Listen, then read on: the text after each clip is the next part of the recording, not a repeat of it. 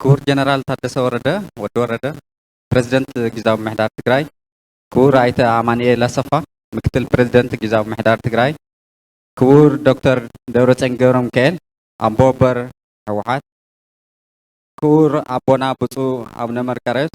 አባል ቅዱስ ሲኖዶስ ትግራይን ሊቀ ጳጳስ ዞባ ማእከል ትግራይን፣ ክቡር አቦና ብፁዕ አቡነ መርሃ ክርስቶስ ስራሕ መካየዲ ቅዱስ ሲኖዶስ ትግራይን ሊቀ ጳጳስ ሀገረ ስብከት ዞባ ምብራቅን፣ ብፁዕ አቦና አቡነ አረጋዊ ዋና ጸሐፊ ቅዱስ ሲኖዶስ ትግራይን ሊቀ ጳጳስ ሀገረ ስብከት ሀገረ ካናዳን፣ ብፁዕ አቦና አቡነ ዮሐንስ ሳልሳዊ አባል ቅዱስ ሲኖዶስ ትግራይን ሊቀ ጳጳስ መንፈሳዊ ኮሌጅ ቅዱስ ፍሬምናጦስ አባ ሰላማ ከሳቴ ብርሃን፣ ብፁዕ አቦና አቡነ ናትናኤል አባል ቅዱስ ሲኖዶስ ትግራይን ሊቀ ጳጳስ ሀገረ ስብከት ዞባ ምዕራብ ትግራይን፣ ብፁዕ አቦና አቡነ ሰላማ ሊቀ ጳጳስ ሀገረ አውስትራሊያን ኒውዚላንድን ኣብ መንበረ ሰላማ ላዕለዋይ ሓላፊ ስብከት ወንጌልን ሐዋርያዊ ተልእኾን ኦርቶዶክስ ተዋህዶ ቤተክርስቲያን ትግራይ፣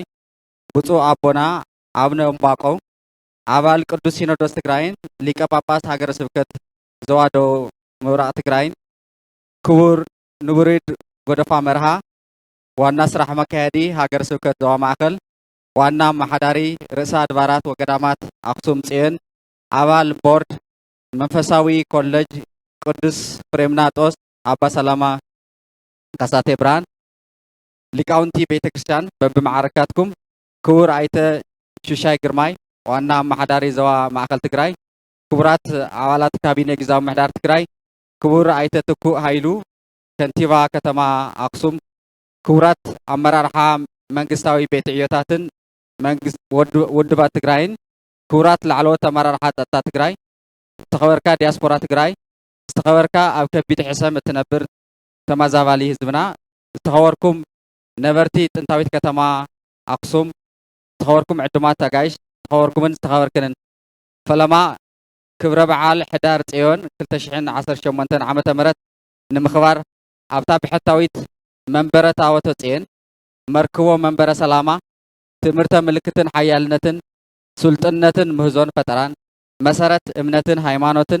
ኣብነት ሰብኣውነት መርክቦ ሊቃውንትን ፈላስፋታትን ዝኾነት ጥንታዊት ከተማ አክሱም እንኳዕ ኣራኸበና እንኳዕ ኣብፅሐካትኩም ክብል ፈቲ። ክብረ በዓል ሕዳር ጽዮን ዓመት ዓመት ብሃንቀውታ እንጽበዮ ብዙሓት ካብ ርሑቕ ካብ ቀረባ ብዘይ ናይ ብሄር ፈላላይ ዝተኣኻኸውሉ ፍልፍል ሓድነት ተጋሩ ዝኾነ ህያው ምስክር እምነትን መንነትን ሰብኣውነትን ሃይማኖትን መግለጺ ሰላማዊ ዝምድናታት ህዝብታት ዓንዲ ሃይማኖት ዓንዲ ዲፕሎማሲ ዝኾነ ክቡር በዓልና እዩ። ዝኸበርኩምን ዝኸበርክንን ብዝተፈላለዩ ዝማሬ ማህሌታይ ያሬድ ደሚቑ ዑደት መስሕባት ምርኢት ኤግዚቢሽን ስፖርታዊ ምንቅስቃስ ዓውደ ዘተ ኢንቨስትመንትን ምዕቃብ ክብርታትን ሓዊሱ ብርክት ብዝበሉ ክንውናት ተዓጂቡ ዝኽበር ዘሎ ክብረ በዓልና ክብረ በዓል ሕዳር ጽዮን 2018 ኣብ ምሕዋይ ብኩናት ዝተሃተየ ቁጠባ አክሱም ትግራይ ምፍጣር ስራሕ ዕድል ንመናእሰይ ምጥንኻር ዝምድናታት ህዝብን ካልኦት ጎረባብቲ ነዚ በዓል ዝመፁ ኣጋይሽን ምሕዋይ ሓድነት ተጋሩ ምህናፅ ዳግም ዝተባላሸየ ምስሊ ትግራይ ዘለዎ ግደ ብጣዕሚ ዝለዓለ እዩ። ካብ ወፃኢ ሃገራት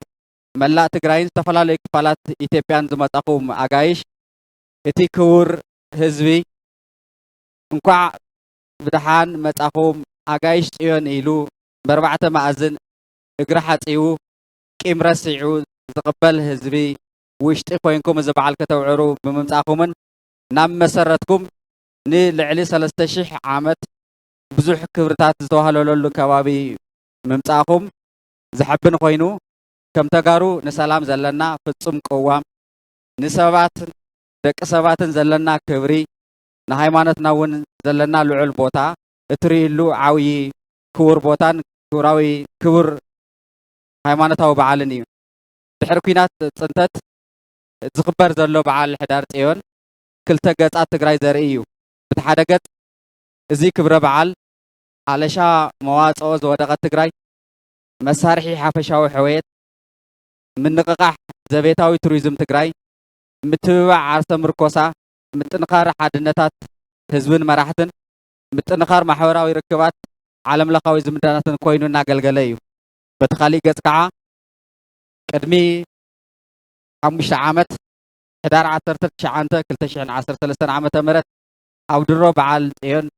يا ريداوي زيما نمسمع بارخوت تقبل كان مقاد استأكبه كم ربطون وطيو استقفة نصوه وغن ዝዝከረሉ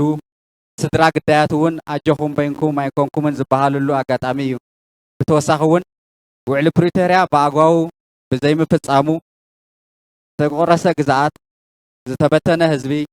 ሕክምና ዘይረኸበ ምእንተ ትግራይ ኩሎም ዓይነት መስዋዕቲ ዝኸፈለ ጀግና ህላወኣ ህዝቢ እውን ኣብ ሓደጋ ዝወደቐ ትግራይ ኣብ ዘላትሉ እዋን ምዃኑ እዩ ሕሉፍ በሰላ ንምሕዋይ መጻኢ ስግኣት ንምትራፍ ውሽጣዊ ዓቕምታት ንምእካብ ሰላማዊ ዝምድናታት ንምሕያል ክብርታት ሕዳር ጤን ዓቂብካ ናብ ተግባር ምሽራፍ ናይ ዘለና ዕዳ እዩ ኣብዚ ከቢድ እዋን ኮይኑ ዝኽበር ዘሎ ክብረ በዓልና ዝሰኣናዮ ኩሎ መዳዊ ዓቕሚ ደጊምና ንእክበሉ መዋፅኦና ብጥበብን ብብልሓትን እንእልሸሉ ዘቤታዊ ፀገማት ናይ ማንም ትካዎ ከይተፀበና ባዕላዊ መፍትሒ እነምጠሉ ባህሊ ምትሕግጋዝን ዓርሰ ምርኮሳን እንዕበየሉ ቁስልና ንፍውሰሉ ዓቕምን ዓቕልን እንእክበሉ ኣክሱማውያን ወለድና ዘፅንሑና ዓዲ ንመጻኢ ወለዶ ብክብሪ ንምርካብ ዓድና ካብ ውርደት ንምትራፍ እንሰርሐሉ ምሕዝነትና እነጠናክረሉ ሰላምና ፅኒዕና እነስፍሐሉ እዋን እዩ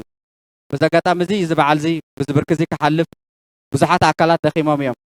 ነዚኣቶም ምስጋና ከየቕረብ ካብ ምሕላፍ ዝግባእ ኣይኮነን ስለዚ ሓይልታት ፀጥታ ትግራይ ሰራዊት ፖሊስ ምልሻ ህዝቢ መናእሰይ